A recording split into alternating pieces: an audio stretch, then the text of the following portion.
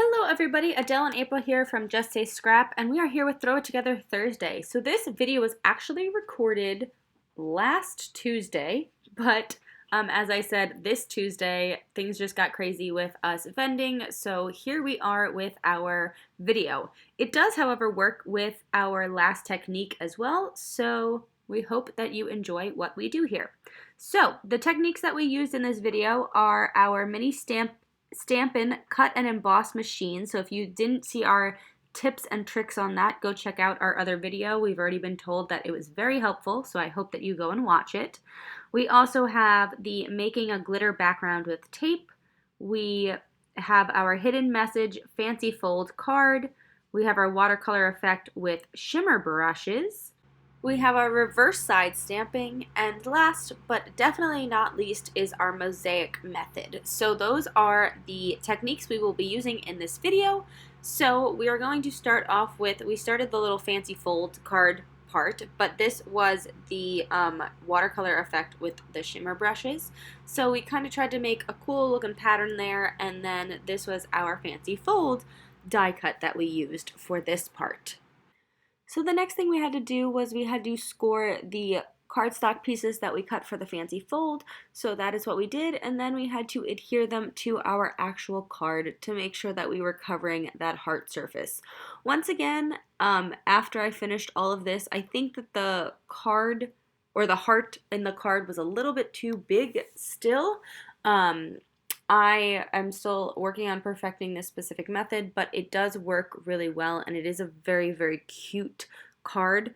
But I think I just have been using dies that are a little bit too big. It did, I will say, work a lot better this time than on our video where we showed you, because I actually have scissors and a cutter, like an actual cutter this time, so things are a lot neater than they were when we were in Vermont when we tried to originally show you this technique. So this is something that you may have to play with a little bit, but do you see how nice that worked for that specific heart? It folds nicely. It's just not being pulled enough in my card base. So I would actually potentially even make a smaller sheet of paper in the middle of your card. That way, when you are actually pushing your two pieces of paper together in the center and then gluing them onto the outside, it's actually more of a pull open. So those are just some tricks with that we still are perfecting a little bit more. So make sure that you use either a smaller die cut, or you make sure that you have a bigger card base, so when you're actually doing this, you have more paper to actually pull from the side. So I made it work. I cut that center out a little bit more, and this time I actually didn't stamp something on the inside of the statement until after I did all of this, and then I just wanted to give a little bit of inking because I thought white on white it was a little bit hard to see there. So I did end up cutting off a little bit more of the white so we could see a little bit of the shimmer in the background a little bit more. Then I found this thank you stamp out of one of our paper pumpkin kits, which worked really nicely with this specific heart. So the next thing what to do was to use the mosaic method. So these are some of the scraps that I had, and I was like, oh, I already had this. It was really pretty. I loved this pattern, so I just kind of used this on the front of my card. And as you see, I'm just gluing it up the side and just using those scrap pieces to kind of build my card base off of this. I will say I didn't really think about this part when I was making the front of the card. The colors that I have in the inside of the card and on the outside of the card don't really match, and I did not, for some reason, think about that when I was doing this. I was just kind of using the scraps that I had used to play with, because I was recording this right before we went on a weekend, so I was trying to, you know, be efficient, I guess, when I was doing this. So the outside of the card works really, really nicely together. The inside of the card works really, really nicely together, but when you open it, it's a little odd, so just bear with me for that part.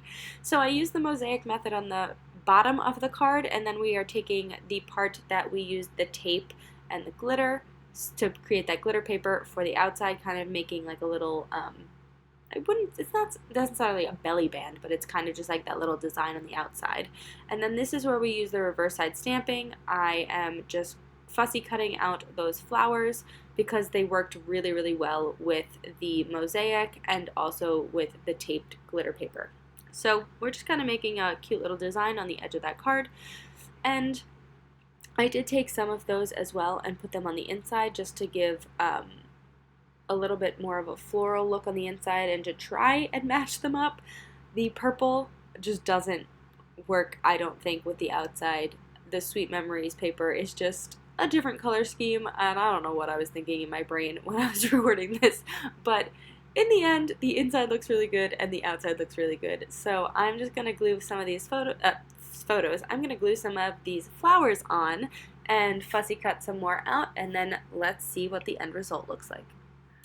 So there you have it. I added a few more of those flowers, and that is what it looked like, but I did feel like it needed a little bit something else in the inside just to tie in some of the colors a little bit, and just also so you can see the part that I actually had it glued onto for the pull. So I added a little bit of wisteria paper on both of the fold flaps, so that way it was a little bit neater, and it also gives you another place to maybe write some statements or anything that you would like to when you're filling out your card.